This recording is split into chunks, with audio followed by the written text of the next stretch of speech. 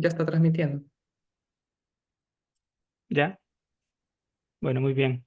Buenas noches a todos. Bienvenidos a todos los que nos sintonizan a esta hora a un conversatorio de matemática organizado por la Asociación de Matemáticos de El Salvador. Como sabrán, en el mes de junio se celebra el Día del Maestro salvadoreño y con motivo de darle más realce a esas actividades, la Asociación de Matemáticos ha preparado un conversatorio. Se lo permiten que... Ahí está. Conversatorio de matemática titulado El papel del docente de matemática en el desarrollo del pensamiento crítico. Para eso vamos a presentar la agenda que vamos a desarrollar en este conversatorio con algunos puntos. Primero sería la presentación de los panelistas. Lo siguiente sería sobre la temática que vamos a desarrollar. La ronda de participaciones en la cual consistirá de la siguiente manera. Vamos a iniciar con la licenciada Corcio, luego con el maestro Jorge, por último el licenciado Ernesto Américo en cada uno de los puntos y luego pues a decisión de ustedes podríamos alternar. Recordarles que tendrán una participación de 3 minutos, pero si alguien en cada participación quiere ampliar un poquito más, pues puede hacerlo. Muy bien, iniciamos con la presentación de nuestra primera panelista, la licenciada Claudia Corcio, de Beltrán. Ella es profesora en matemática, tiene una licenciatura en matemática por la Universidad de El Salvador y está egresada de la maestría en matemática fundamental por la Universidad de El Salvador. La licenciada Corso tiene una amplia experiencia más de 20 años de experiencia en enseñanza de la matemática. eh, Ha participado en diferentes programas de formación docente. Eh, Nuestro siguiente panelista es el maestro Jorge Ernesto Lemos. Él es docente a tiempo completo en la Facultad de Educación de la Escuela de Ciencias Naturales y Exactas en la Universidad Pedagógica de El Salvador.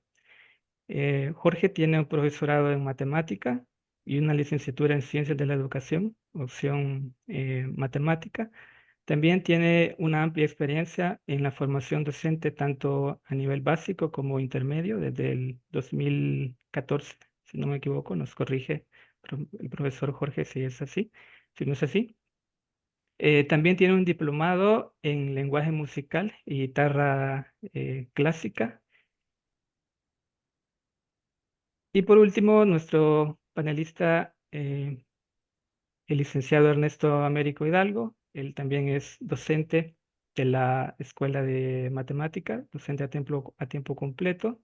Tiene un profesorado en matemática para educación básica y tercer ciclo, y una licenciatura en matemática y es egresado de la maestría en matemática fundamental por la Universidad de El Salvador. También cuenta con una amplia experiencia en la formación de carreras de profesorado y la licenciatura en matemática. Ha sido entre los últimos cargos importantes que ha tenido el licenciado Ernesto, es que ha sido director del programa Jóvenes Talentos, mentor y últimamente pues decano de la Facultad de Ciencias Naturales y Matemáticas. Como verán, tenemos un set de panelistas con mucha experiencia en el área docente.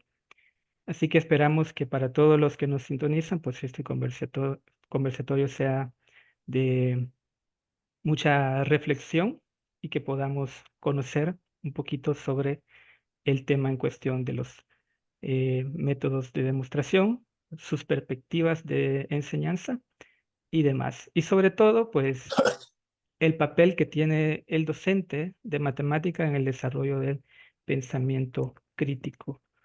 La frase o el contexto del pensamiento crítico puede ser muy general, pero en este conversatorio nosotros lo vamos a centrar sobre todo desde el punto de vista de la matemática y específicamente pues lo referente a lo que significa una demostración en matemática. ¿Qué es demostrar o qué significa demostrar en matemática? Para eso hago un breve recuento de lo que una afirmación que en un principio fue una conjetura, a lo mejor la gran mayoría de los que nos sintonizan tiene alguna idea o ha escuchado de este resultado, que por más de 300 años fue una conjetura gracias a Fermat. Em, 300 años tuvieron que pasar 300 años de desarrollo, creación de conocimiento, áreas nuevas de la matemática para finalmente convencerse que esto, pues al final de cuentas, es cierto. Algunos datos o fechas importantes que tenemos. Em, Hace 30 años todavía esta afirmación era una conjetura.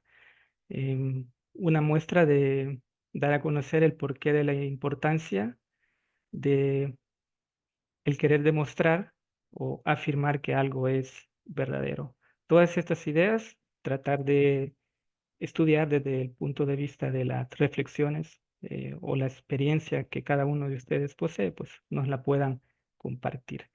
También en este conversatorio tendremos un espacio para los comentarios que tengan los amigos que nos sintonizan. Pueden escribir en el chat. En este momento se está compartiendo y daremos un espacio para eso, para leer comentarios. Si tienen alguna pregunta para los panelistas, pues bienvenida. Muy bien, vamos a iniciar con el primer punto en cuestión.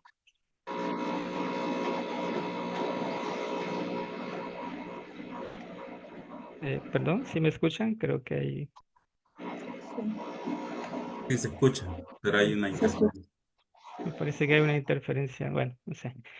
Vamos al primer punto de este conversatorio, que son los ejemplos. Si a lo mejor ustedes podrían compartirnos desde su experiencia en el aula, en sus actividades, ejemplos de algunas demostraciones, conjeturas famosas, si fuera el caso, que al final de cuentas pues resultaron verdaderas y otras que probablemente resultaron falsas o contra ejemplos en general. Vamos a iniciar primero con la participación de la licenciada Corcio, luego con el maestro Jorge y por último el licenciado eh, Américo. Recuerden que cada uno de ustedes tiene eh, un tiempo de 3 minutos de participación y si alguien al final de lo completada la ronda quiere agregar algo más, pues también podrá hacerlo. Así que no sé si licenciada va a presentar algo o en este primer punto. Sí, sí. Perfecto, entonces dejo de compartir para que procedamos al punto 1. Muchas gracias por la invitación.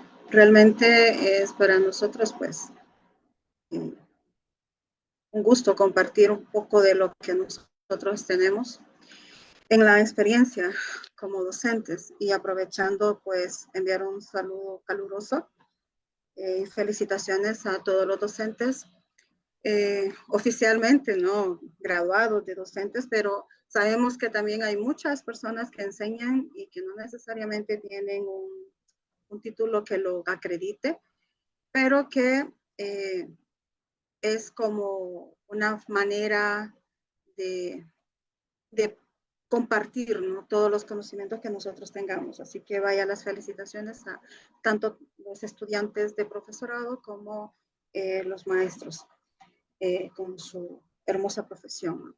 Algo importante para poder responderlo, el primer punto es que en matemática nosotros tenemos algunos conceptos que es necesario como aclararlos, ¿no? Porque para hablar de demostración necesito previamente mostrar, digamos, algunos elementos como conceptuales importantes, porque nosotros tenemos algunos enunciados que son afirmaciones que muchas veces se expresan de forma matemática o de forma coloquial, Y pues estos enunciados muchas veces pues no tenemos garantía de que sean verdaderos o funcionen siempre, o que en algún contexto o espacio específico de la matemática tengan solución o no, o sean verdaderos o no. Entonces, en una demostración, lo que a nosotros, para los matemáticos, nos interesa es justamente tomar esos enunciados y verificar si estos enunciados pues son verdaderos. Porque si son verdaderos, es como que nosotros vamos a cimentar sobre ellos, vamos a ir construyendo un edificio de conocimientos. Y este edificio de conocimientos pues debe de tener una base muy sólida, ¿verdad? Entonces los matemáticos lo que intentamos hacer es darle esa solidez a todos esos conocimientos y que estos conocimientos sean reconocidos como verdaderos. Ya cuando los reconocemos como verdaderos, los llamamos teoremas, corolarios, leyes, porque le hemos dado una validación amplia, ¿no? En el conjunto o en el espacio de las matemáticas. Digo, somos matemáticos, no por la idea de ir chevalar, que matemáticos, pues, somos todos aquellos que intentamos hacer algo de matemática. Entonces, cuando nosotros hablamos de un enunciado, nosotros que vamos buscando verificar si ese enunciado va a cumplirse siempre o en qué espacios o rango de números o rango de conjuntos de lugares realmente eso es cierto. Y cuando nosotros llegamos a hacer eso, lo tratamos de validar con argumentos sólidos, con razonamientos, con una cadena de razonamientos o cadena de implicaciones válidas que hacen pues que lo que tengo en ese momento trabajando adquiera el carácter de una ley, de un teorema, de un corolario. Si no, todo se queda como, por ejemplo, en función de simples enunciados, pero no alcanzan ese nivel de matemática que nosotros quisiéramos. Entonces, esos enunciados muchas veces se quedan como a nivel de conjetura. ¿Por qué a nivel de conjetura? Porque simplemente hemos hecho alguna observación, pero no la hemos logrado demostrar, ¿verdad? Así como bien la presentaba el doctor Josteman, estaba el teorema de Fermat, que en un momento estuvo como conjetura, se demostró y entonces ya adquiere el carácter de teorema o de una ley general en matemática. Entonces, algunas conjeturas que son bastante comunes, digamos, que son en principio pensando que fuera una conjetura sencilla de analizar, en el conjunto de los números naturales, pues traemos este ejemplo. Esta es una conjetura en la que me dice que cualquier número natural que yo tome y lo sustituya en esta fórmula, pues el resultado siempre será un número primo. Entonces nosotros empezamos a trabajar en este espacio del conjunto de los números naturales y empezamos a buscar si eso es verdad o no lo es. Entonces, cuando nosotros estamos iniciando en este proceso, vamos buscando tener esa garantía de que eso sea verdad. Inicialmente nosotros podemos empezar a darle valores particulares a n, que esa es quizás una de las maneras incipientes que cualquiera de nosotros que hemos pasado por las universidades intentamos hacer para convencernos primero nosotros y luego buscar qué herramientas matemáticas tenemos al alcance para llegar a demostrarlo, ¿no? De manera general. Entonces, nosotros podemos irle dando muchos valores a ese número natural y podemos notar en esta tabla, por ejemplo, que hemos dado una cantidad de valores de 1 a 10, hemos calculado, hemos sustituido en ese valor de n por su correspondiente asignación. En este caso, si fuese 1, hacemos los cálculos y vemos que el número resultante es un número primo. Recordemos que el número primo solo tiene 2 divisores, ¿verdad? La unidad y el mismo, en este conjunto de los números naturales. Entonces, nosotros podemos ir buscando muchos números y como vemos en esta listita, tenemos 10 pruebas y las 10 pruebas nos ha resultado que este es un número primo. Entonces la pregunta es, con estas 10 pruebas que hemos realizado, ¿esa conjetura se vuelve verdadera? ¿Esa conjetura la puedo llamar ley? Pues matemáticamente no es aceptable eso, ¿verdad? Porque nosotros no queremos buscar que si algo es verdadero, se cumpla siempre. Entonces, ¿se imaginan ustedes si me voy por este proceso de ir buscando a uno, debería de probar con todos los naturales que es un conjunto infinito de números? Imposible hacer eso. Entonces necesitamos tener teorías, necesitamos tener otras leyes, otras reglas que me permitan realmente concluir de manera pronta si eso es verdadero o no. De hecho, si nosotros revisamos los cálculos en esa tablita que estoy mostrando, se van a observar que está correcta. Sin embargo, yo puedo comentar o preguntarme, ¿y si n he avanzado lo suficientemente y veo que n ahora cuando toma el valor de 40 será cierta o no? Probamos los primeros 10 casos, ¿no? Calculamos y vimos que sí funcionaba. No es suficiente, debería de seguir buscando más cosas, ¿no? Pero ahora la intención es, ¿y con 40 funcionará? Barriendo todos los naturales es imposible llegar a una respuesta, ¿no? Pero curiosamente, cuando n vale 40, justamente al sustituirlo y calcular los valores, no nos da un número primo. Entonces, en este momento, cuando n toma el valor de 40, pueden las personas que nos están observando pueden hacer el cálculo que cuando n toma el valor de 40, esto no se convierte en un número primo, porque el número resultante es un cuadrado perfecto del número, de un número. Entonces, al ser un cuadrado perfecto, pues no es primo. En ese sentido, acabo de encontrar un número que me ha dicho de que esa conjetura no es verdadera. Y cuando yo doy un ejemplo de que algo no funciona, pues ese algo o ese enunciado resulta ser simplemente no una ley, no lo he demostrado que sí es verdadera, pero sí he demostrado que no es verdadera. ¿Por qué no es verdadera? Porque he encontrado un caso, en este caso se le llama este valor n igual 40 un contraejemplo, donde ese valor, donde esa expresión de n cuadrado más n más 41 realmente no resulta ser un número primo. Muy Entonces, esta bien. es una conjetura que hemos buscado, ¿verdad? Así como esta pueden encontrar otros casos, ¿no? Pues, Excelente. Muchas gracias, licenciada. gracias. Continuando. Ah, bueno, tenía por ahí otra conjetura muy Sí, famosa. Esa al momento todavía pues, sigue siendo esta una todavía no ha conjetura. sido Me demostrada y parece está que desde 1742. es un Sí, poquito más reciente que la de Fermat, pero esa sí. sí creo que está mucho más difícil. Muy bien, Y continuando, ah, tenemos la participación del maestro Jorge.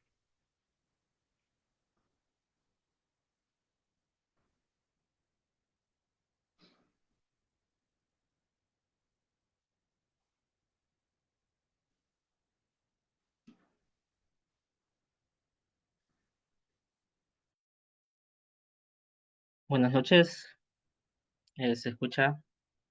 Buenas noches, maestro. Buenas noches. Bueno, agradecer a los miembros de AMATE y al público general por la oportunidad de participar en este interesante conversatorio sobre el papel docente de matemática en el desarrollo del pensamiento crítico. Eh, Estoy muy feliz de compartir este espacio con ustedes y reitero mi agradecimiento. Bien, yo tenía pensado hablar sobre el pensamiento crítico que ya ha sido abordado. Quería hacer la relación entre el pensamiento crítico y las demostraciones, que nosotros al desarrollar pensamiento crítico o al hacer uso del pensamiento crítico y al estar resolviendo demostraciones, hacemos uso del el razonamiento claro, el razonamiento lógico, razonamiento estructurado, argumentos lógicos, y cada uno de estos argumentos deben de estar justificados para averiguar la credibilidad de una afirmación o para tomar alguna decisión. Bueno, iba a dar un ejemplo de demostración, pero quizás voy a adelantarme. Como ya mencionó al inicio el doctor, el último teorema de Fermat que pasó más de 350 años para que fuera demostrado y que muchos matemáticos intentaron. Y bueno, pero estos intentos es el esfuerzo que ejemplifica cómo una conjetura puede tener un impacto en el desarrollo de la matemática. Al buscar la demostración no solo se llega a una respuesta de verdadero o falso, sino que también se expande el conocimiento, introduciendo nuevas técnicas y conexiones en diferentes áreas. También ya mencionaron la conjetura de Goldbach, que en este momento sigue siendo una conjetura, porque se ha probado con muchos números bastante grandes. Hasta hay computadoras que están probando con números y números y números más grandes, y es verdadero para esos puntos, bueno, esos casos puntuales, pero hasta que no haya una demostración formal, no podemos decir que pasó a ser de una conjetura a, por ejemplo, un teorema. Bueno, una conjetura que fue falsa es la conjetura de Polya, que dice que la mayoría de los números naturales, más del 50% de ellos, menores que cualquier número dado n, tienen una cantidad impares de factores primos. Ahí he puesto un ejemplo con n igual 10, el cual se cumple. Podemos probar con otros números, con 11, 12, 1000, y se va a cumplir. Pero en 1958, Hasselgrove demostró que la conjetura es falsa, dando un contraejemplo, es decir, que encontró un número por el cual no se cumple la afirmación. Y por eso, con esa instancia que dio, resultó que la conjetura es falsa. Entonces, mencionar que los contraejemplos son cruciales para refutar las afirmaciones que son incorrectas. Resumiendo quizás esta parte de definiciones y conceptos, he hecho este cuadro, el cual con los ejemplos anteriores podemos distinguir entre las conjeturas, contraejemplos en matemática y las demostraciones. Podemos decir que las demostraciones son verificaciones formales matemáticas, como por ejemplo el teorema de Pitágoras, que es uno de los que más se ha demostrado. También, por otro lado, las conjeturas son hipótesis que aún no han sido probadas. Finalmente, un contraejemplo es una instancia que demuestra que una conjetura o afirmación es falsa. Bueno, Muy bien, gracias, Jorge. bueno, Continuando con este punto, y con eso finalizaríamos la primera ronda de participaciones. Licenciado Ernesto, por favor. Sí, buenas noches a todos y un saludo especial al doctor Joseman Adonis Cifuentes. Recientemente se graduó de doctor en matemáticas por la Universidad de El Salvador. Muchas Gracias. felicitaciones nuevamente. Lo hicimos el día del acto y lo vamos a hacer cada vez que sea posible porque fue un hecho histórico para la Escuela de Matemáticas. Primer doctor graduado de este programa de doctorado en matemáticas. También un saludo para mis compañeros panelistas, Claudia, Jorge. Un placer estar con ustedes esta noche y quiero también aprovechar la oportunidad para enviar un saludo muy especial al Magisterio Nacional, a todos los docentes activos de las diferentes instituciones, tanto públicas como privadas, que recientemente estuvimos celebrando el Día del Maestro y, por supuesto, mencionar a nuestros estudiantes de profesorado en matemática que muy pronto pues también serán parte del Magisterio Nacional. Eh, bueno, en cuanto al tema que nos trae ahora sobre el papel de las demostraciones, eh, el, ya mis compañeros han hablado ampliamente de qué es una conjetura, cuándo la conjetura se vuelve un teorema, eh, cuándo cuándo es posible refutarlas, cuando pues, se puede encontrar un contraejemplo o se prueba la no veracidad del mismo, etcétera, ¿no? Joseman planteaba al inicio de la pregunta, al inicio de la discusión, sobre los diferentes problemas que nosotros vemos en el aula que no fueron demostrados en su momento y que podemos utilizarlos nosotros como docentes. Fíjense que hay problemas que son, pues, que si bien es cierto, son difíciles, pero y que tuvieron mucho tiempo o pasó mucho tiempo para ser demostrado, no son tan difíciles. Yo quiero referirme a uno que justamente acabo de estar trabajando como estudiante de primer año de la licenciatura en matemática. Nosotros en la última unidad vemos una unidad que se llama inversión geométrica. La inversión geométrica no es más que una reflexión, pero hoy no con respecto a una recta, sino que con respecto a una circunferencia, para decirlo así en términos simples, ¿no? Es mucho más complejo que eso, pero digamos que esa es la idea básica. Entonces, ahí se resuelve como aplicación eh, el problema de Apolonio. El problema de Apolonio menos conocido es el problema de las tangentes de Apolonio. Y este problema que Apolonio, que vivió en la cultura griega aproximadamente entre el 262 y 190 antes de nuestra era, lo planteó como de la siguiente manera. Dados tres objetos, cada uno de los cuales puede ser un punto, una recta o una circunferencia, de lo que se trata es de construir una circunferencia que sea tangente a los tres objetos dados. Bueno, obviamente este problema para el caso de los tres puntos es trivial, ¿no? Porque se sabe que nosotros podemos construir una circunferencia que pase por los tres puntos utilizando las mediatrices. Entonces, ese problema se vuelve trivial. El que no es trivial, y lo que cuenta la historia que Apolonio no lo demostró, demostró 9 casos, pero el 10º caso, que es cuando tenía 3 circunferencias, no lo demostró o no hizo la construcción porque el detalle ahí era saber si se podía construir con regla y compás, que lleva intrínseco el hecho de que es posible y que existe una demostración o un método para hacerlo. Entonces, dadas 3 circunferencias, hay que construir una circunferencia que sea tangente a las 3 circunferencias dadas.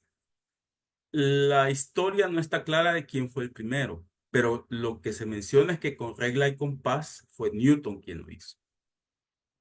Sin embargo, se dice también dentro de la historia que fue Steiner quien dio un método mucho más eficiente para hacer la construcción. Eh, y quisiera compartirlo rápidamente con ustedes. Voy a hacer uso Adelante. del GeoGebra para para que se entienda más fácilmente de lo que quiero hablar. Bien, no sé si estoy compartiendo. Sí, ¿verdad? Sí, ya apareció. Ok, entonces de lo que se trata es de lo siguiente. Tengo 3 circunferencias. Vamos a suponer que tienen radios diferentes. Esta son 3 circunferencias con radios distintos, digamos. Esta es la más grande, la mediana, la pequeña. Entonces se trata de encontrar una circunferencia que sea tangente a estas 3. Entonces, lo que se hizo fue demostrar un problema equivalente a este, o lo que llamaron el problema degenerado de Apolonio, o de las circunferencias tangentes de la circunferencia tangente a 3. Entonces, lo que se hizo fue decir, bueno, esta circunferencia pequeña la podemos comprimir a un punto. Y estas otras las construimos de manera equivalente restándole el radio de esta, es decir, dibujar 3 circunferencias equivalentes a esta. Entonces, esta circunferencia va a ser más pequeña y esta también iba a ser más pequeña. ¿Qué tanto más pequeña? Tanto como lo diga el radio de la menor, ¿sí? Bueno, vamos a suponer que la circunferencia queda de esta manera y que esta que tenemos aquí, que simplemente la voy a esconder, esta se convirtió en un punto. Esta. Eh, la vamos a esconder. Ok. escondemos este punto también para que no se... Entonces, ahora lo que voy a hacer es una inversión.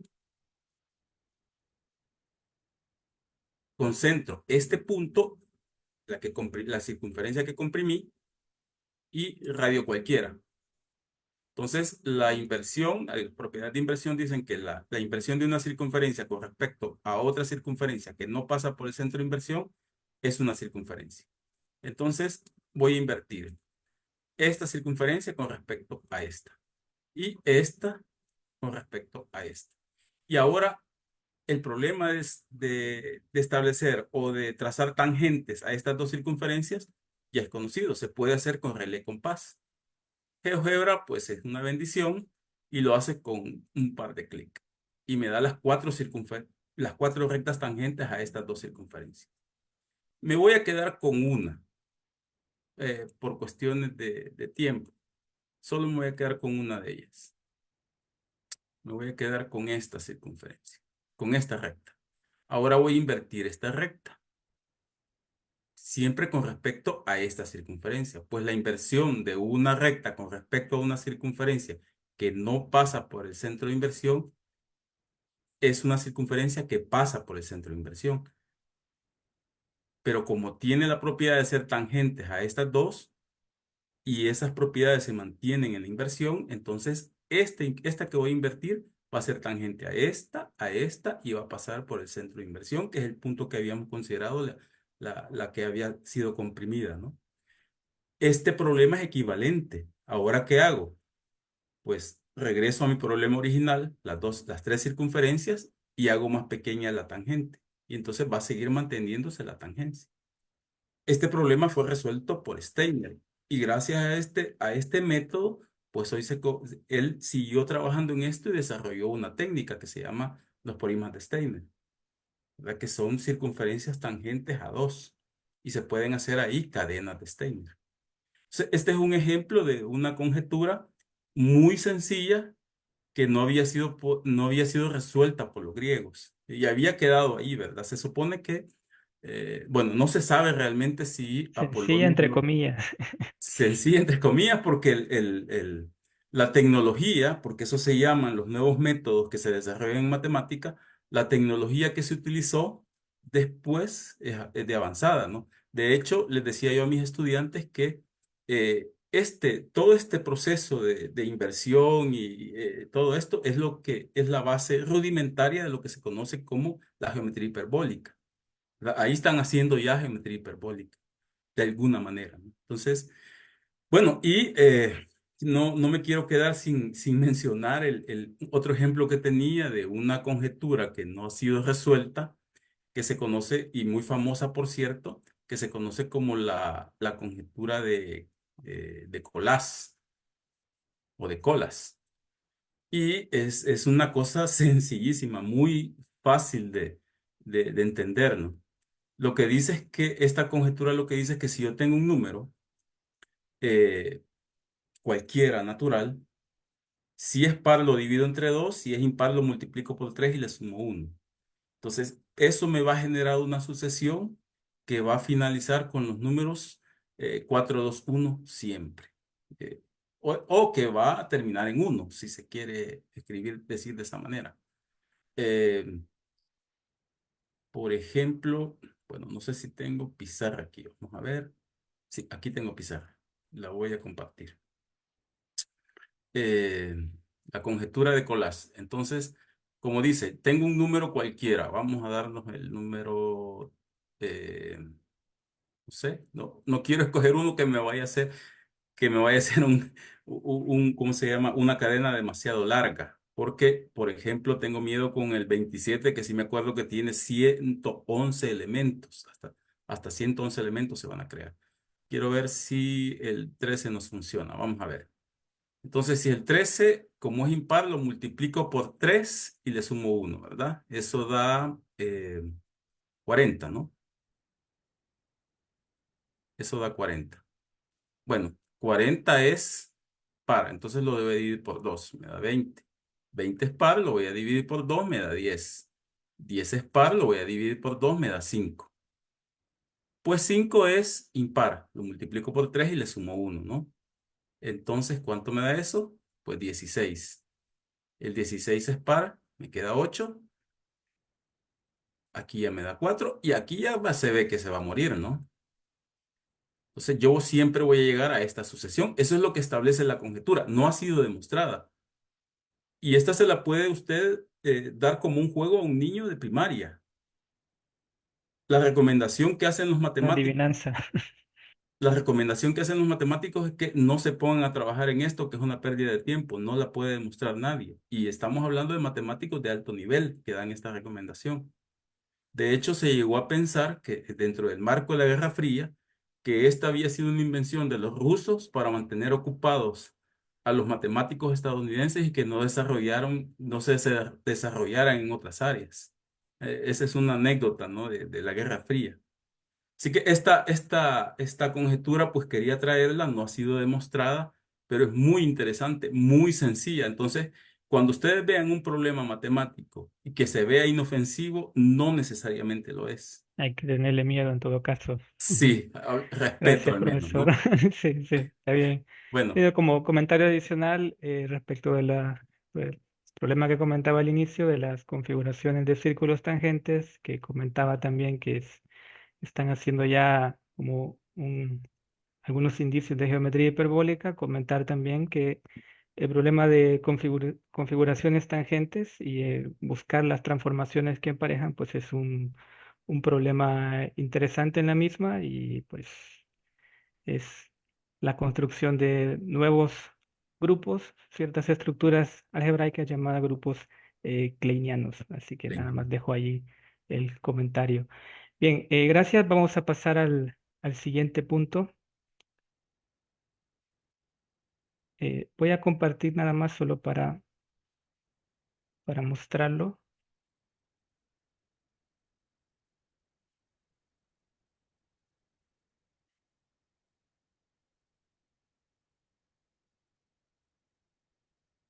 Solo me confirman si ya aparece el siguiente punto que se refiere a las principales características y diferencias en los métodos de prueba. Creo que de alguna u otra forma, pues ya mencionaron algunas ideas, pero como para ir reflexionando aún más o amplificando, pues podemos seguir comentando al respecto. No sé si gustan que mantengamos el mismo orden o intercambiamos o alguien,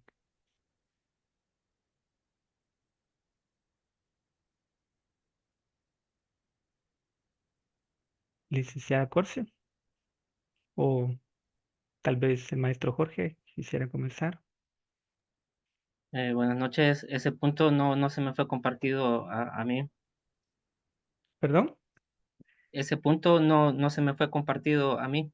O quizás si tuviera alguna valoración al respecto, alguna diferencia en los métodos de prueba. Mencionó algo, ¿no? Pero sí, como para ir afinando o refinando algunas ideas. Sí.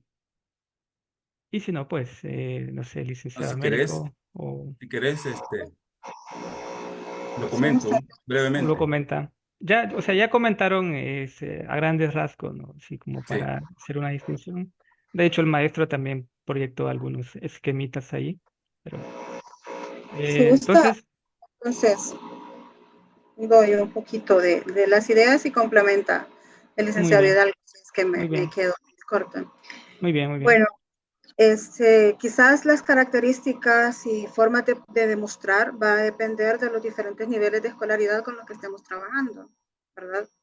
Eh, si nosotros estamos trabajando con niveles de escolaridad bajos, hablando primer ciclo, segundo ciclo, las maneras que vamos a tener como para justificar, razonar o argumentar son muy, muy diferentes a las maneras que podamos estar utilizando a nivel de universidad, ¿no? Donde ya se ve con las demostraciones con lógica, matemática involucrada fuertemente, ¿no? Una ejemplificación que podemos llevar a niveles de los diferentes grados de escolaridad es cuando nosotros buscamos primero en los grados pequeños que se hagan observaciones importantes. Por ejemplo, si nosotros presentamos algún patrón a los estudiantes, ¿no? comentar, ¿no? En parvularia siguen muchos, la música, siguen muchos patrones que son bastante sencillos. Por ejemplo, palmadas, cantos, y a los niños les dan algunas figuras como triángulo, círculo, cuadrado, por ejemplo, con colores diferentes. Y si a los niños en la primaria se le dice triángulo, círculo, cuadrado, triángulo, círculo, ¿qué sigue? Entonces el niño tiene que ir buscando un patrón. En ese momento, la manera única que tiene para decirme quién es el que continúa es a partir de la observación, el lenguaje, ejemplificando. Pero si nosotros vamos subiendo un poco el nivel, pues ya aquello que ellos están observando y decirle si a cada un objeto le asigno un valor y le digo 1, 2, 3, 1, 2, 3, ¿quién continúa? 1, 2, 3, ¿qué número estará en la posición 10? Entonces se observa que ya hay una enorme diferencia entre un nivel y otro. Y ya entre estos niveles, ya los estudiantes, estamos hablando que conoce la numeración, primer grado, segundo grado, ya puede ir observando que ahí ocurre algo. ¿Qué es lo que ocurre? Invitarlo a que nos lo diga es fundamental. ¿Y cómo lo va a comprobar? ¿Cómo lo va a demostrar? Hasta ese nivel, la manera de demostrarlo es como siguiendo la secuencia, llegar a ese lugar y verificar que efectivamente ese es el número que continúa, ¿no? Seguimos ese mismo ejemplo a otro nivel de escolaridad y ya no le vamos a pedir solamente que me diga cuál es el que está en la posición 100. Ya podemos generalizar un poco, incorporar álgebra y ahora decirle qué posición ocupará o qué número ocupará la posición 2,1, por ejemplo. Ya ahora estoy involucrando el lenguaje matemático, el lenguaje algebraico y he subido. El mismo ejemplo puede darme hasta llegar a demostrar, bueno, cuál es el término general de esta sucesión, demuestre si esa sucesión es aritmética, geométrica o de qué tipo es a nivel de bachillerato. Y si continúa a nivel universitario, pues entonces ya aplico inducción matemática, que es una manera de demostrar. Otro caso es en geometría, que el licenciado Américo podría dar otras mejores opciones, pero en geometría, cuando nosotros le pedimos a los niños que garanticen que la suma de los ángulos internos es 180, al principio dan números particulares, luego pueden medir en ese momento, vale como una forma de demostrar. Seguimos y cuando ya ellos tienen un poquito de generalización, pueden dibujar un triángulo cualquiera en papel, cortar los vértices, unirlos y ver que eso justamente da un ángulo de 180. Pero no nos vamos a quedar a ese nivel a la universidad, ¿no? Ya en bachillerato, tercer ciclo, ya estamos buscando las paralelas con ángulos alternos internos, llegar a demostrar que se juntan alrededor de uno de los vértices, ¿no? Y a nivel de universidad, esa demostración, pues es un método directo de demostración. Pero vale que nosotros aclaremos que en los diferentes niveles de escolaridad pueden hacer demostraciones los niños desde su nivel, ¿verdad? Y lo que nosotros como maestros tenemos que invitarlos es a aumentar ese nivel, aumentar esa forma de argumentar y mejorarla, a manera que llegamos a un nivel universitario en el que ya tenemos la posibilidad de sustentarlo con la lógica matemática. Entonces, diferenciar los niveles es importante. Luego los diferentes métodos de prueba, están los métodos de prueba que son por casos, directos, indirectos, los que son por inducción matemática, etcétera, ¿no? Son muchos casos como para que nosotros vayamos ejemplificando uno a uno. Pero lo importante que nosotros tenemos que tomar en cuenta es que dependiendo de los niveles se puede solicitar a los niños que nos justifiquen lo que hacen. No es lo mismo decirle, dame 3 números que, digamos, suma 10, 7 y 9, que la suma serían 26, ¿verdad? 10, 7 y 9, 17 más 9, 26, a decirle, deme 3 números que sumados te den 26. Y entonces va a tener mucha más variabilidad, va a poder dar muchas respuestas posibles y claro que esa posibilidad que los niños tengan de justificar debe pasar porque el maestro provoque esa parte, ¿verdad? Yo me quedo hasta aquí para Bien, que... gracias, Lic. Está bien. Licenciado Américo. Sí, gracias. Bueno, Las características de los métodos de prueba, pues, tienen que ver con la rigurosidad de la disciplina, de la disciplina que nosotros desarrollamos que en nuestra tarea educativa. Creo que aquí es importante recalcar lo que comentaba Claudia sobre que va a depender mucho de qué nivel estemos nosotros enseñando. Así va a ser el nivel de rigurosidad con que nosotros planteemos las demostraciones a los estudiantes. Es importante que a los niños desde los primeros años se les enseñe a cuestionar, a cuestionarse si son verdades las cosas que les escribimos y los ejercicios que les planteamos son ciertos, si son aplicables, si tienen sentido.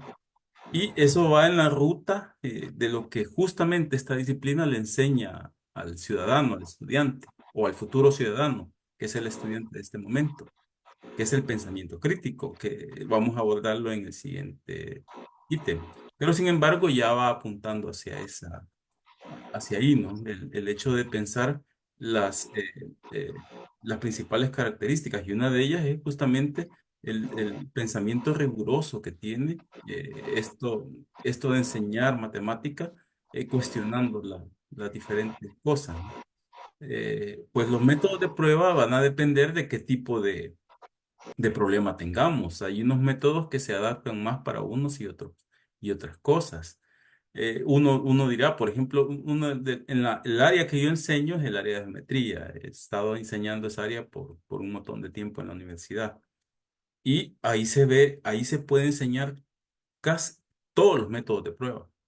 Directo, contrarrecíproco, por reducción al absurdo, inducción matemática débil, fuerte, por casos. Todos esos métodos se pueden enseñar.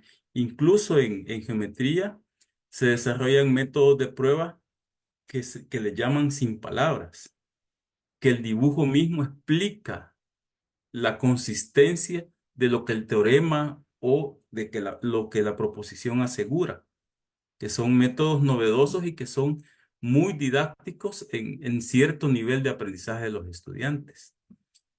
Una de las confusiones grandes que tenemos a veces cuando enseñamos y cuando utilizamos los métodos de prueba, por ejemplo, es el de que no entendemos bien cómo se utiliza el método de reducción al absurdo y en qué momento se utiliza.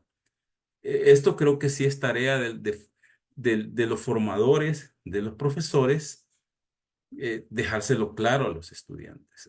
Y aquí voy a tocar un punto que me parece que es importante porque hay que señalarlo. Eh, los programas de estudio o la formación actual del profesorado eh, no está explícito que se deba demostrar las cosas que se dicen en los diferentes cursos que se imparten. Nosotros, por supuesto que les utilizamos en geometría, tanto para el profesorado como en la licenciatura, el método axiomático para abordar el área de geometría. ¿Y eso qué requiere? Pues ir fundamentando todo. Claudia hablaba de un ejemplo muy interesante, que es el caso de la suma de los ángulos interiores de un triángulo. Ese caso para mí es muy importante que los estudiantes lo entiendan desde el principio en el profesorado. No es que, o sea, no es un resultado trivial. Es el resultado de las paralelas, es el quinto postulado. No es trivial, o sea, sobre ese postulado nosotros construimos lo que llamamos la geometría euclidiana. O sea, y ahí hay un acto de fe. Ese quinto postulado no se puede demostrar, no se ha podido demostrar. Lo asumimos cierto y de ahí para adelante construimos el edificio llamado geometría. En ese afán de querer demostrar el quinto postulado surgieron las geometrías no euclidianas, ¿verdad? La hiperbólica, la esférica, todas estas, en ese afán, y no se ha demostrado. Entonces, con eso hay que tener cuidado, ¿verdad? Porque a veces uno dice, ya demostramos que la suma en los ángulos interiores es 180. Pero ¿cuál fue qué usó? Las paralelas, ¿no? Trazó una paralela por un vértice y ya. Y el postulado de las paralelas, lo asumimos cierto, sí, es cierto. Bueno, entonces, hay que tener cuidado con esas cosas y dejárselo claro a los estudiantes, por lo menos, ¿no? Sí. Bueno, por ahí Excelente, Eric. Muchas gracias. Bien, vamos a pasar al siguiente punto. Solo mencionar algo Ok. sobre Adelante, maestro. el punto. Creo que lo importante es, bueno, analizar el problema y ver qué estructura tiene. Y con ello ver qué camino tomar, qué método tomar, si es por método directo, si es indirecto, si es por inducción o muchos más métodos que existen. Así que es importante que en esa parte en que nosotros estamos absorbiendo la proposición y estamos analizando qué significa, el camino a tomar puede facilitarnos los demás pasos. Excelente, maestro. Y sobre todo, quizás aclarar también de que la estrategia pues no es única, ¿no? Pueden haber distintas variantes de los métodos, mezclarlos, ¿sí? O crear uno nuevo, qué sé yo. Bien, continuamos con el siguiente punto. Entonces, ¿les parece si intercambiamos el orden de las participaciones o continúa la licenciada Corción? Ustedes me dicen. si quieren, si quieren, comienzo. Muy bien, adelante. Bueno, el papel de la demostración matemática en el desarrollo del pensamiento crítico. Creo que primero hay que aclarar qué entendemos por el pensamiento crítico. Y lo que hay que entender es que esta es la capacidad manifestada por el ser humano para analizar y evaluar la información que tiene la existente, ¿verdad? En cualquier ámbito o respecto de cualquier tema o algún tema determinado, ¿no? Y aquí lo que debe hacer es, cuando tiene el estudiante, el ciudadano, un pensamiento crítico, debe intentar esclarecer la veracidad de dicha información y alcanzar a tener una idea justificada al respecto, ¿verdad? Ignorando cualquier sesgo externo que pueda tener. Ese desarrollo del pensamiento crítico no es sencillo, sobre todo en esta época donde la información falsa es tan abundante. De hecho, se ha vuelto algo fundamental en este momento, intentar desarrollar en los estudiantes el pensamiento crítico. Es decir, que no se traigan las píldoras que se le dan a través de los diferentes medios, específicamente a través de las redes sociales. Eh, Quiero referirme, por ejemplo, hoy estaba viendo una imagen, eh, lo voy a poner en este contexto para que se entienda mejor. Estaba viendo una imagen de un jugador argentino que tenía del pie a un jugador chileno y se veía el área marcada. Y decía la imagen, otro robo argentino. Bueno, afortunadamente vi el partido y tenía la idea clara de qué es lo que había pasado. Eso pasó en el área del jugador donde al que le estaban jalando el pie, es decir, no era penal. En todo caso, fue una falta que pitaron y tal vez lo que faltó fue amonestar al jugador en ese sentido. Pero lo que le tratan de llenar en la cabeza o el subconsciente al que ve solo la imagen y que no ha visto el partido, es que en realidad ahí no se pitó un penalti. Entonces, ¿qué hace alguien con pensamiento crítico? Va y verifica. ¿Qué hace alguien que no tiene el pensamiento crítico? Se deja llevar por esa imagen y incluso la comparte, hace el comentario, que robo, que no sé. Ese es uno de los principales problemas que tenemos actualmente en la sociedad. La no verificación de la noticia o de la verdad que nos están intentando dar. Y eso es uno de los, digamos, características que tiene el que ha estudiado matemática. Lo primero que hace es dudar. Bueno, y yo por lo menos, si yo no hubiera visto el partido, diría, pero en tiempos de VAR eso se puede, eso pasó. Y me voy a buscar más información, ¿verdad? Antes de emitir cualquier juicio. ¿Y eso qué me lo brinda?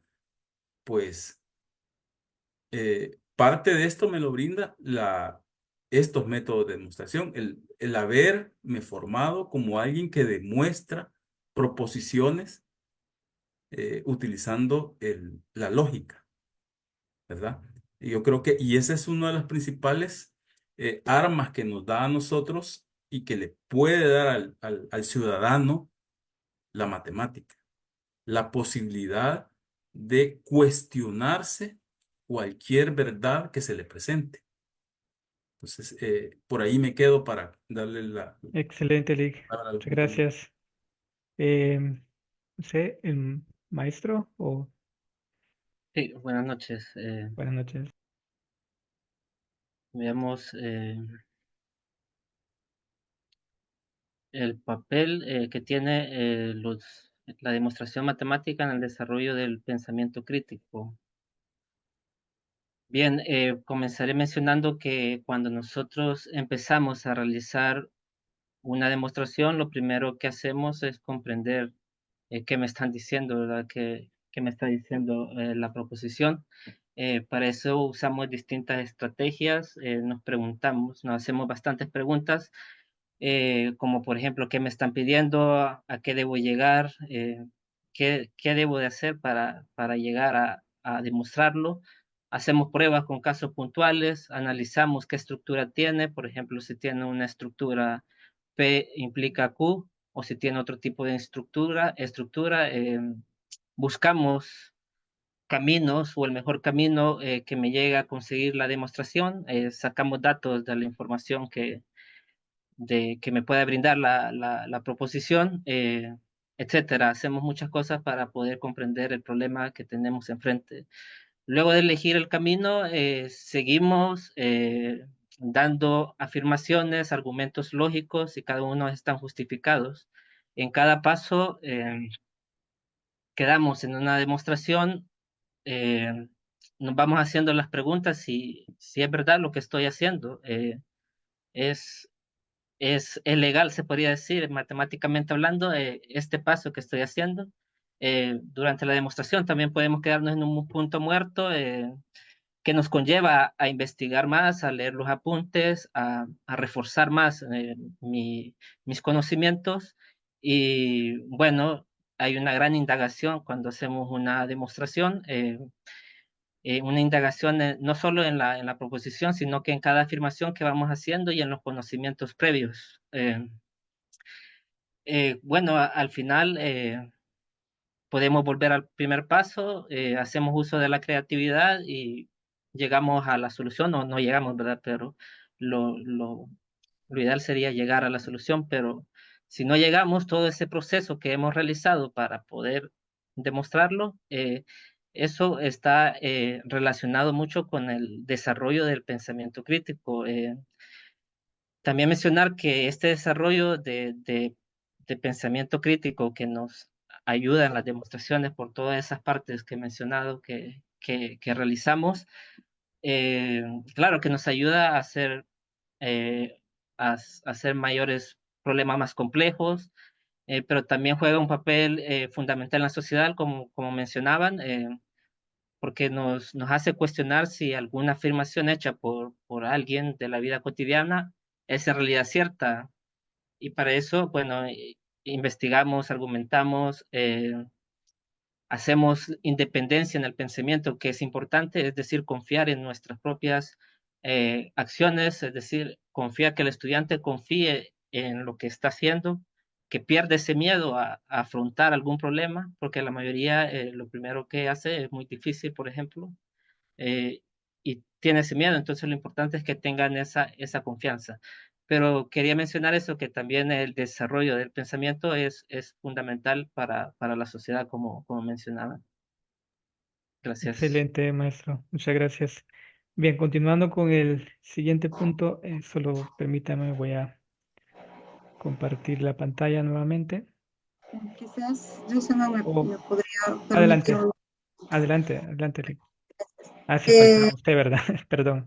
Adelante. en Sí, efecto, lo que adelante. han dicho los compañeros, pues nosotros podemos decir, ¿no? Que el pensamiento crítico desde las escuelas se puede potenciar en todas las asignaturas, ¿no? No específicamente matemática, pero queremos enfatizar por qué la matemática ayuda, ¿no? Entonces, y por qué ese desarrollo del pensamiento crítico se viene potenciado cuando nosotros en matemática hacemos uso de las demostraciones. El Consejo Nacional de Profesores de Matemáticos, abreviados NCTM, ellos dan como algunas justificaciones del por qué en las matemáticas escolares nosotros debemos trabajar con demostraciones.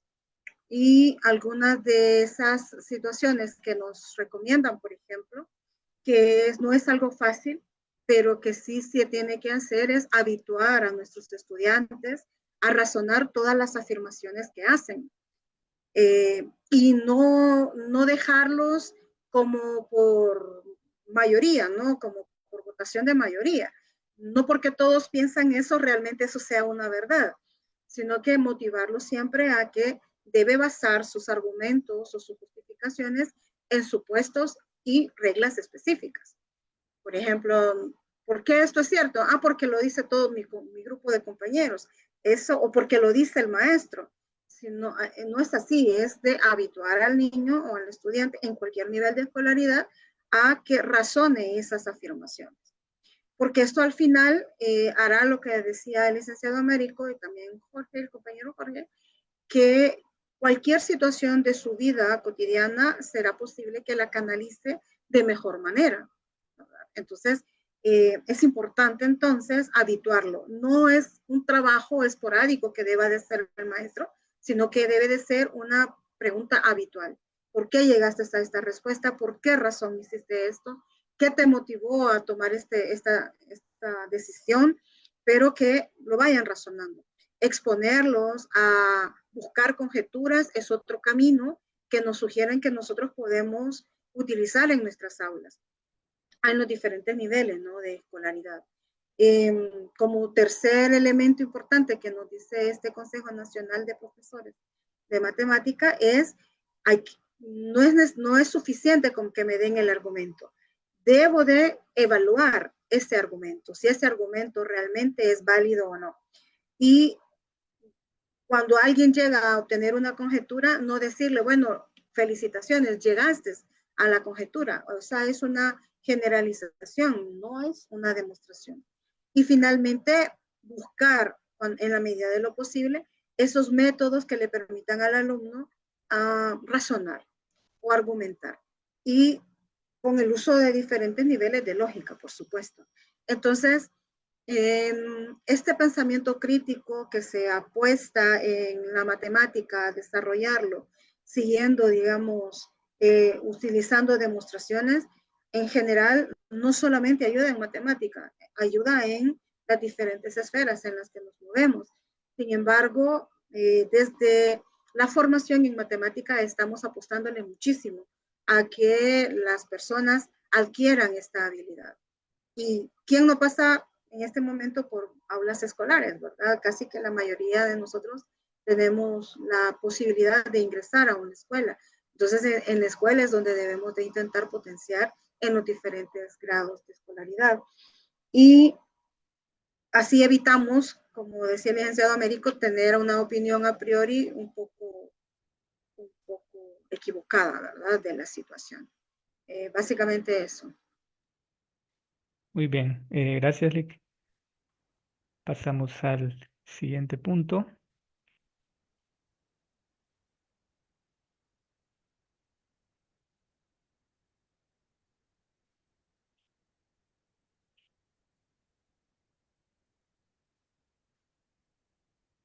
Creo que dejé de compartir, permítame que se ha congelado la pantalla.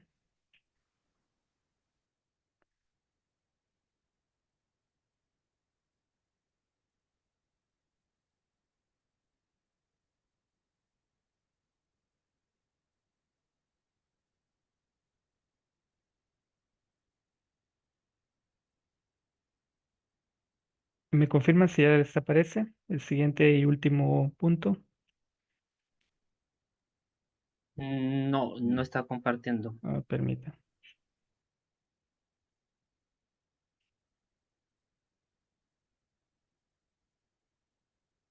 ¿Y ahora?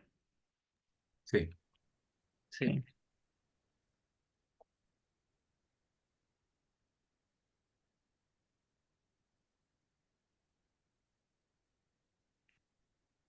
Ahora sí, ¿verdad? Ya aparece.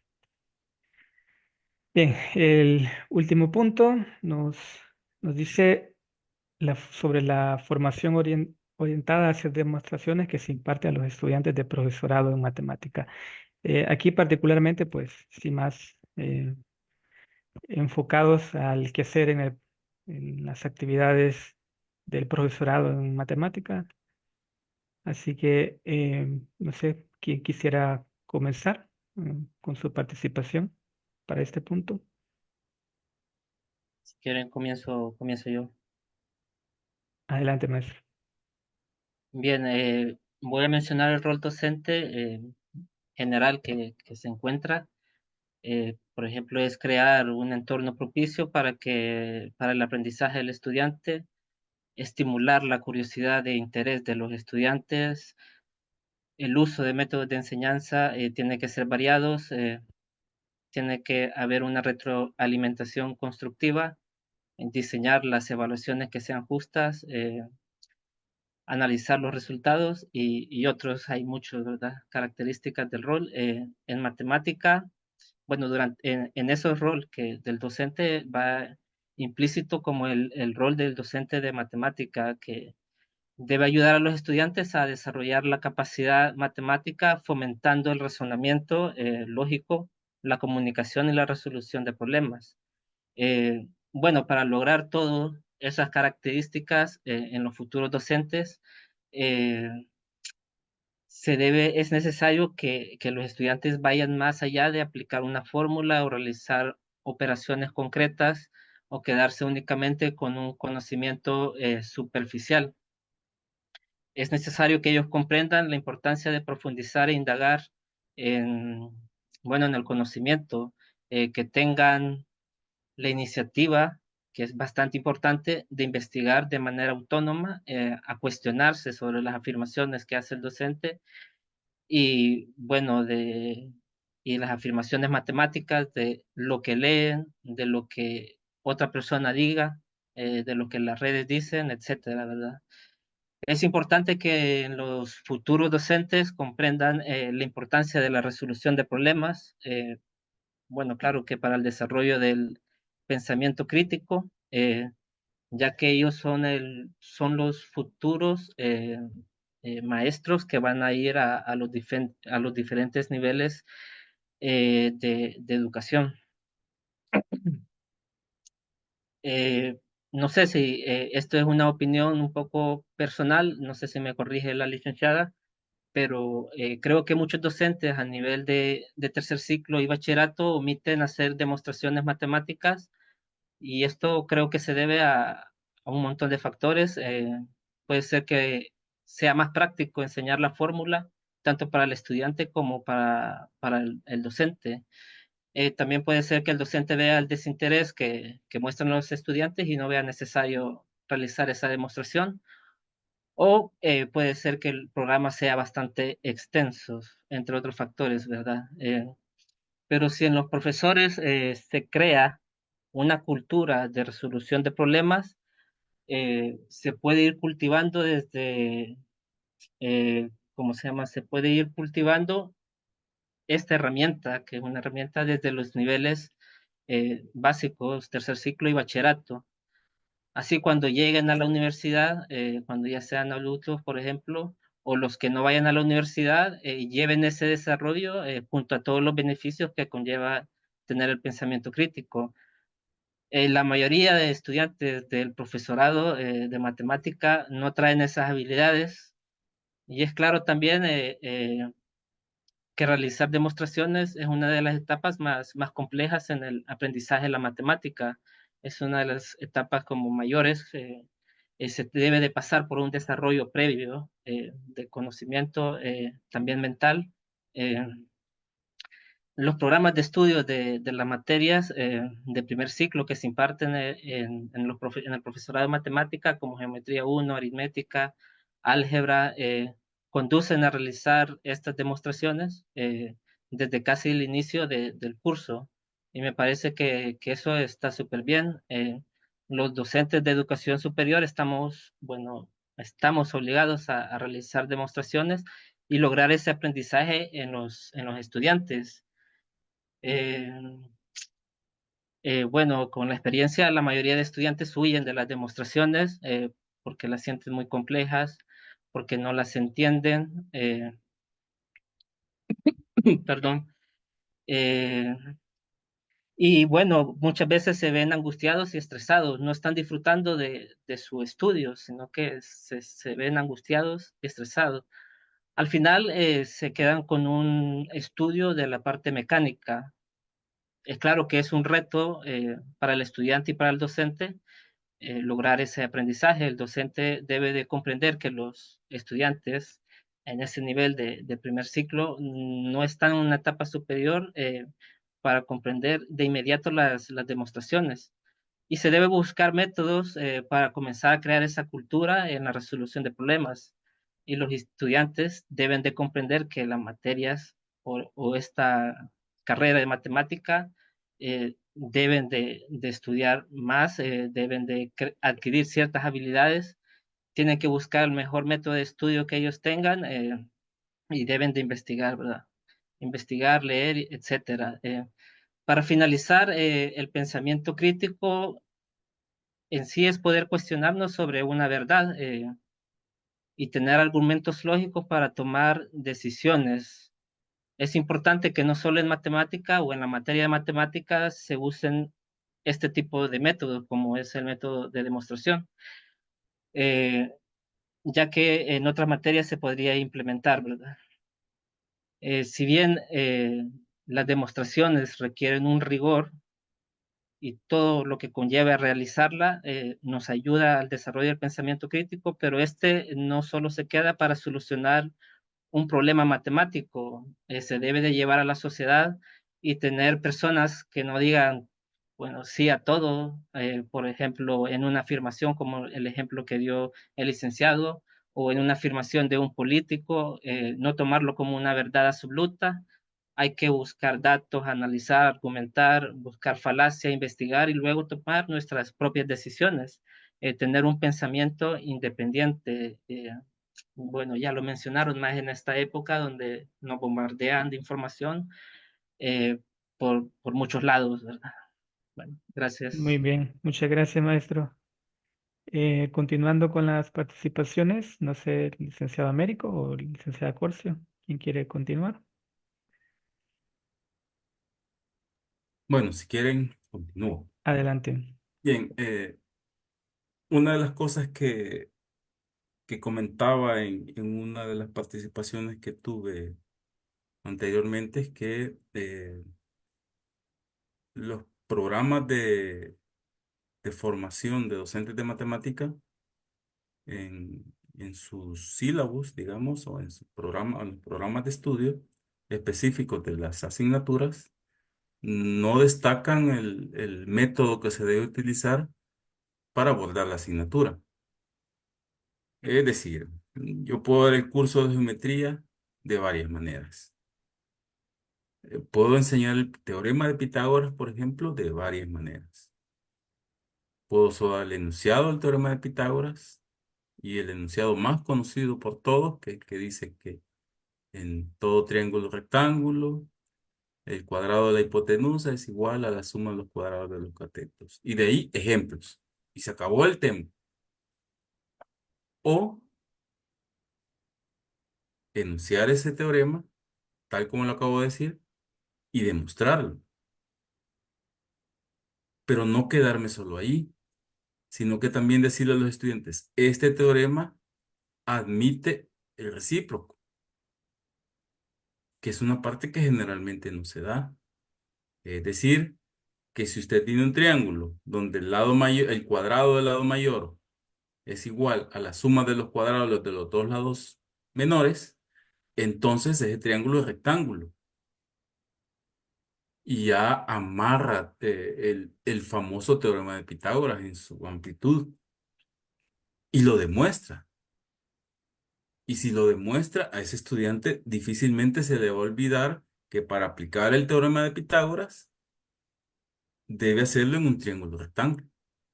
Porque ese es uno de los problemas que se tienen a la hora de dar solo el enunciado, sin pasar por la rigurosidad de la demostración. Es que los estudiantes, como se quedan con ideas a medias, ¿verdad? No han escrito nada, no han pensado nada, no han meditado sobre todo lo que conlleva un teorema o un resultado. Entonces se quedan con la idea que es para un triángulo. Ah, sí, es que como que es para un triángulo que se aplica. Ah, sí, sí, creo que para un triángulo, sí. Ah, bueno, y este es un triángulo y tengo cuánto valen dos lados, entonces apliquemos el teorema de Pitágoras. Ese es un problema de formación y que no sea,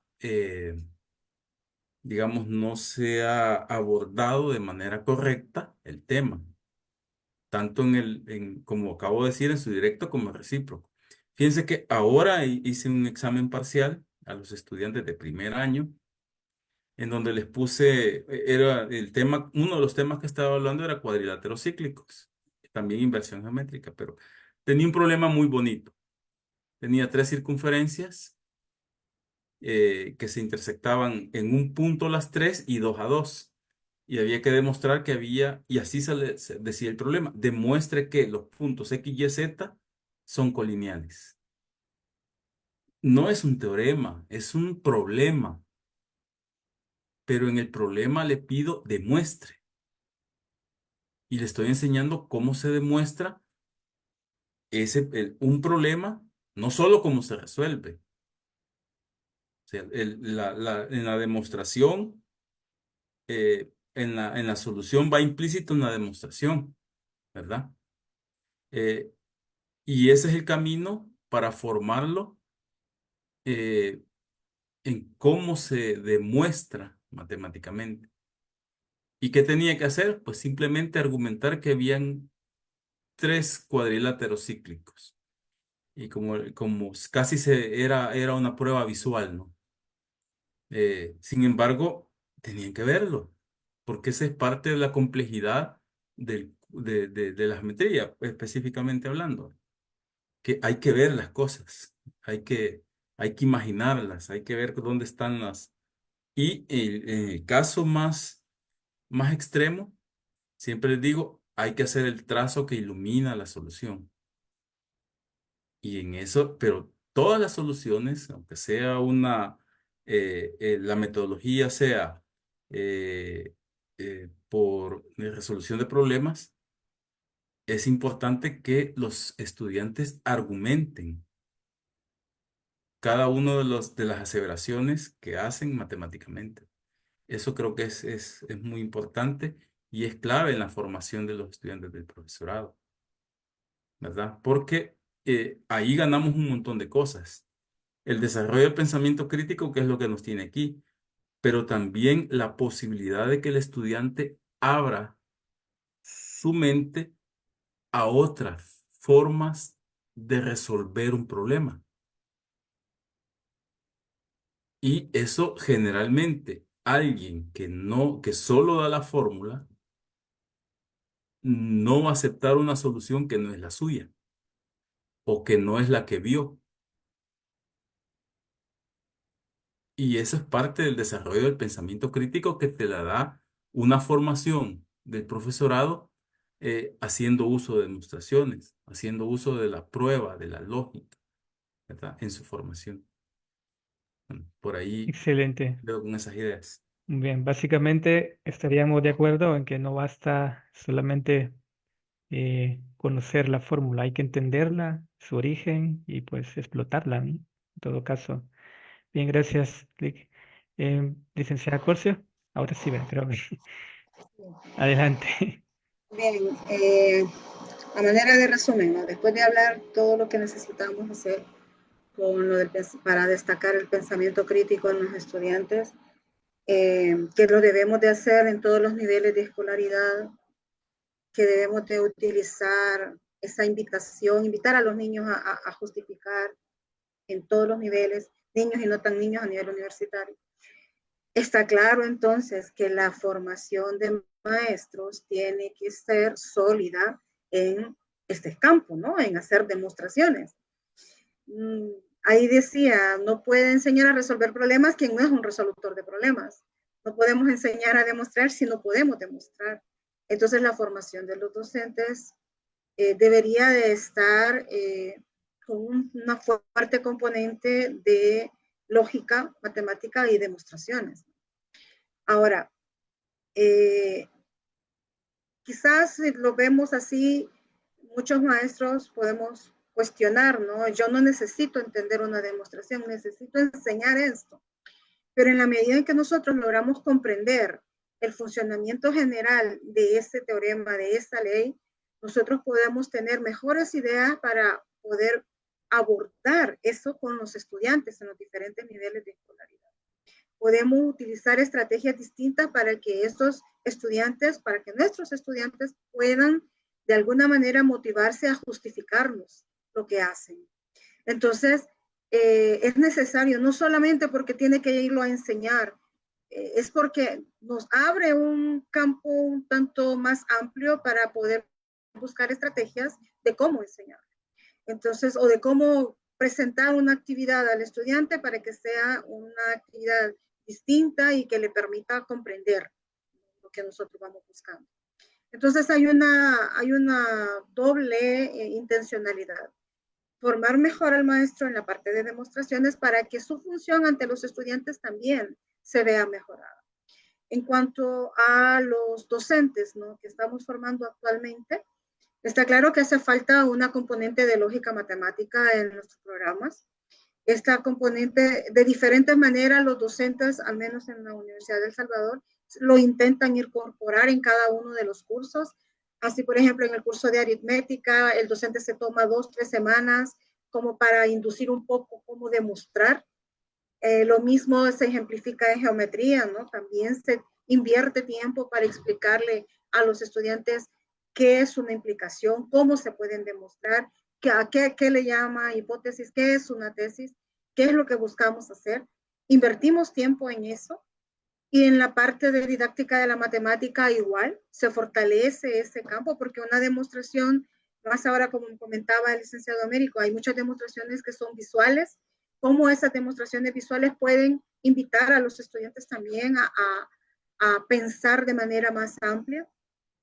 Y en ese sentido, la formación de docentes debe de ser un poco más explícito el hecho de decir, las temáticas tienen que tener esta componente axiomática importante que permita justificar. Hay muchos jóvenes que detestan estar haciendo una demostración. En un curso de práctica docente les digo, bueno, demuéstrenme, era un problema que está un poco contextualizado y había que aplicar 3 veces el teorema de Pitágoras o semejanza, pero simplemente se bloquean al ver una estructura así como muy compleja y dicen, no puedo seguir, aunque tengan herramientas. Entonces significa que hace falta caminar un poco en moldear más ese pensamiento para que puedan ingresar al ámbito de una demostración con mayor facilidad. Pero esto definitivamente los programas de formación docente deben de incorporarlo. Y no estoy hablando solo a nivel de tercer ciclo y bachillerato, ¿no? Tercer ciclo y media. Tiene que ser esta componente demostrativa, tiene que ir, claro, en otra dimensión, en la formación de docentes de básica. Porque la formación de los docentes de básica, sí ven triángulos, sí vemos cuadriláteros, pero no llevan incorporada esta componente de demostración. Para los niños, lo dije anteriormente, esta componente pues es menos rigurosa, pero el docente debería de poderla, de poder hacer al menos lo que se debe de enseñar. Entonces, sí es importante, se requiere tomar un poquito más seriedad en este caso, en la formación de los docentes. Muy bien, ¿Verdad? ya, Quedo así. excelente. Muchas gracias. Bueno, creo que hemos terminado el círculo de participaciones y también los puntos. Es momento de darle un espacio a los que nos sintonizan. Nada más me confirman acá algunos, más bien un comentario de Leonela Maya, que nos comenta la actividad de cortar los vértices de un triángulo y verificar que al colocarlos uno a continuación del otro, la suma es 180 grados. Bueno, él comenta que esto es un nivel concreto, ¿no? Cuando creo que se refería al momento de que estábamos hablando de una manera de acercarnos a los métodos de prueba en los diferentes contextos que mencionaban. Comenta además que en los niveles superiores se busca eh, un mayor nivel de abstracción. Es el comentario que nos deja Leonela Maya, y en este momento no sé si me pueden confirmar de la asociación si hay algún comentario adicional, pregunta para los panelistas.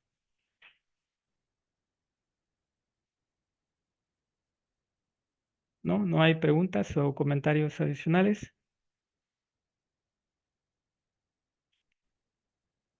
Ah, me informan que hay uno. Muy bien. Vamos.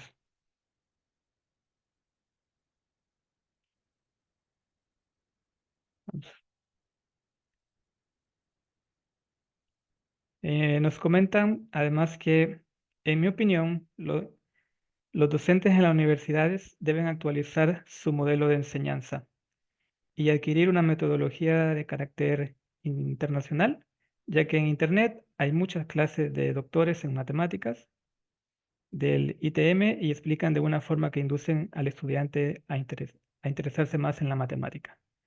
Eh, También comenta que de esta forma los estudiantes pueden lograr ese pensamiento crítico, pues, del cual hemos estado comentando.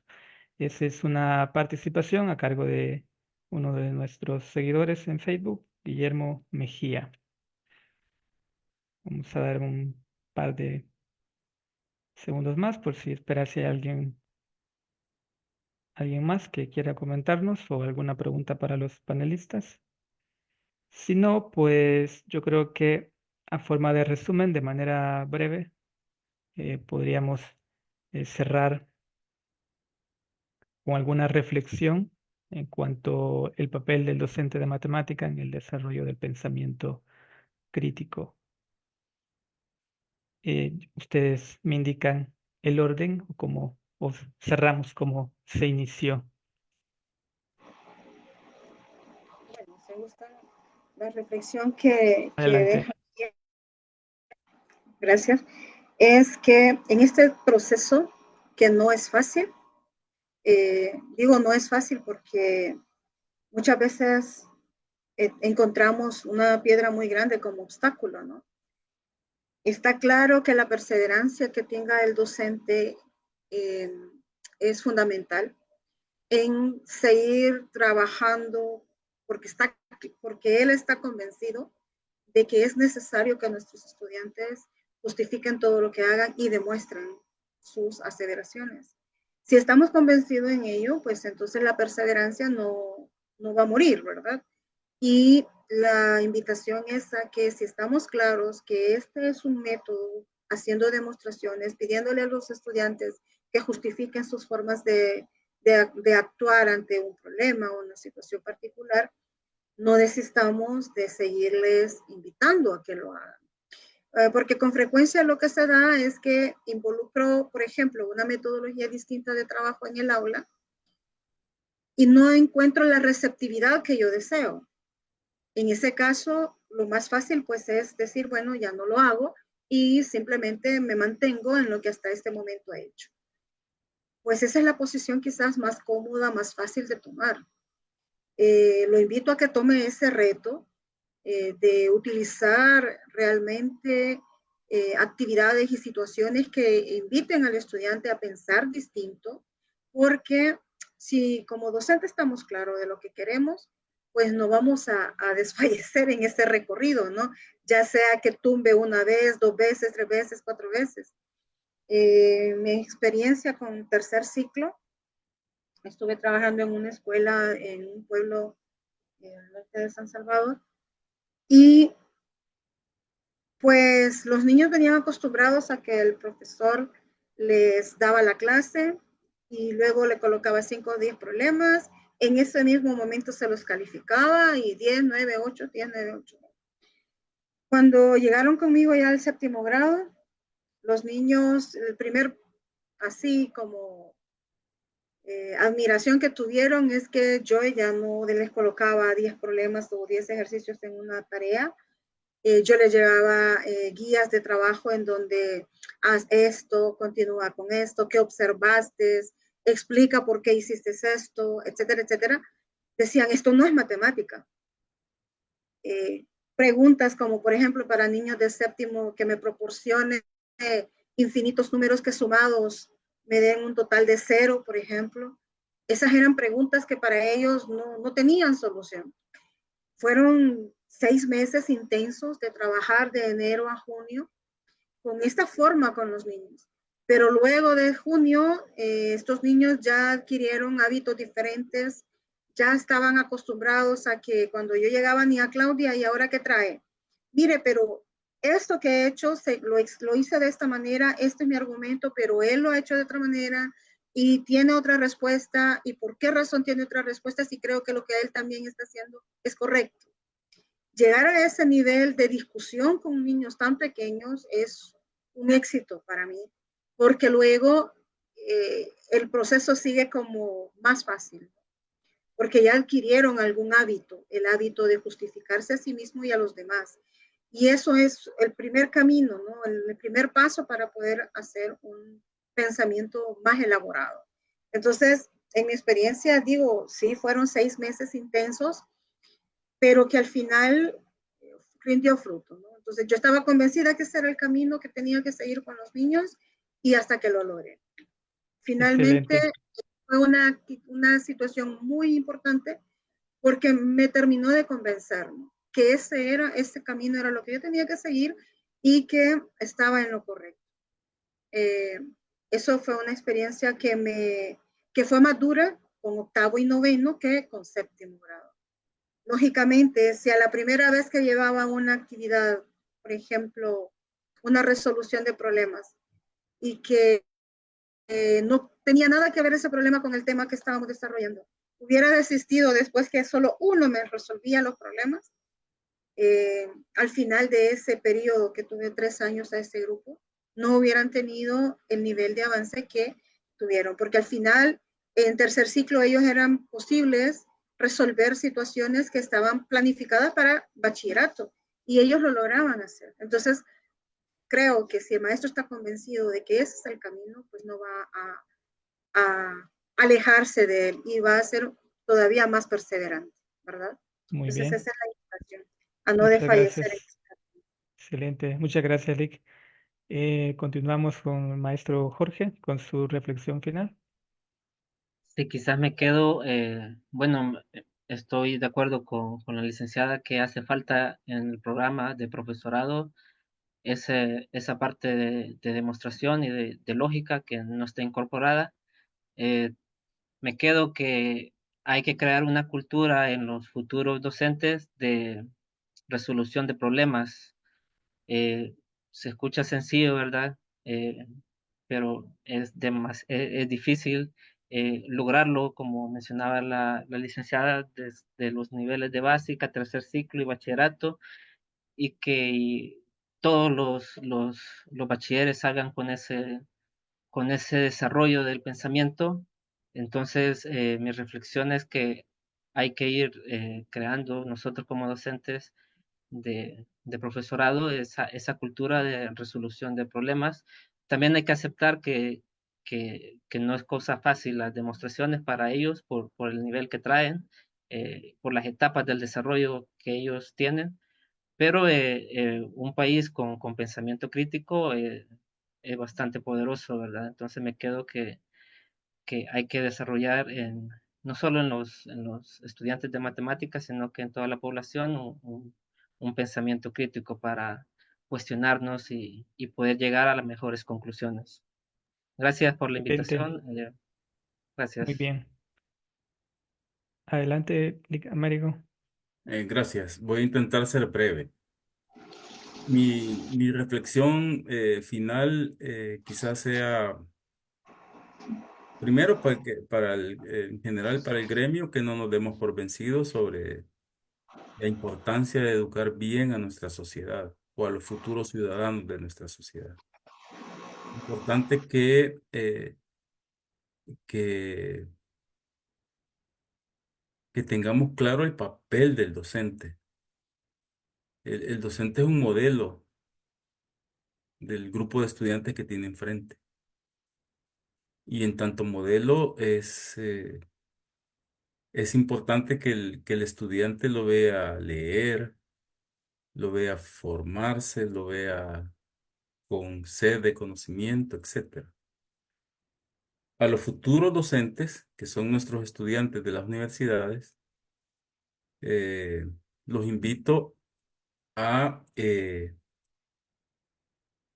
seguir o a perseguir la excelencia cada día, a formarse bien, a culturizarse y sobre todo les hago la siguiente reflexión.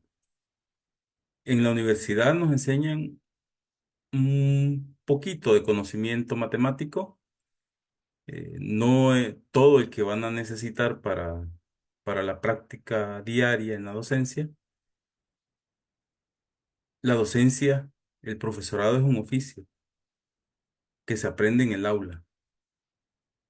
Cada día van a enfrentar un reto distinto y tienen que estar preparados no solo con conocimiento, sino que también psicológicamente para enfrentar cualquier tipo de problema que tengan en el aula, que no solo van a ser de matemática, van a ser de diversas índoles. Así que mi invitación es que busquen la excelencia, pero que también busquen aprender bien el oficio de ser docente. Y muchas gracias por la invitación. Muy bien, no, al contrario, gracias a ustedes y a todos nuestros seguidores y personas que nos sintonizan en esta actividad. Nada más creo que me comentan que hay algunos comentarios más. Voy a leer algunos. Sandra Sigüenza nos comenta una excelente participación de los panelistas. Muy buen conversatorio, excelente para ponernos a pensar en cómo cambiar el rol de los profesores en cuanto a los métodos de demostración y sobre todo crear un pensamiento crítico en los estudiantes. Ceci Raimundo nos comenta, eso lo hablaba en la capacitación, hay métodos que implementan los docentes en la vida real. Es un reto, pero sería interesante recibir esos talleres con ustedes. Bueno, ahí está la invitación para Amates también. Em, Sí. También Diego Lozano nos comenta, son pocos los profesores que le apuestan al desarrollo del pensamiento crítico y hay que apostarle a eso desde pequeños. De poco o nada sirve que en las universidades se traten de implementar los cambios si no hacemos nada para que los estudiantes lleguen a la universidad con las bases necesarias para lograr ese nivel de pensamiento crítico. Bien, nada más me queda agradecer en nombre de la Asociación de Matemáticos de El Salvador, agradecerles por su valiosa participación, reflexión a lo largo del conversatorio e invitar a nuestros seguidores a estar pendientes de las actividades que la asociación está realizando. Estén pendientes, se vienen muchas actividades más, así que vamos a estar comunicando oportunamente.